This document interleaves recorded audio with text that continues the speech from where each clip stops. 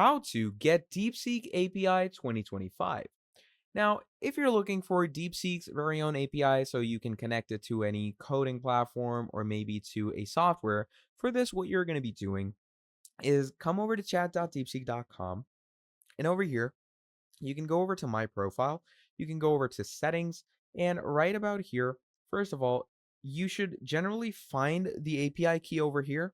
But in the case you don't find it over here, what you can simply do is you can write DeepSeek v3 API. And once you write that in, you go to this link, the API docs link.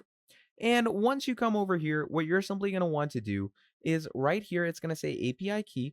And here it's going to say apply for an API key. So you're going to click on apply. And once you've done that, it should give you the API over here. Currently, they are under maintenance, so it should take like a week for them to come back up. But this is how you're going to get the API for yourself.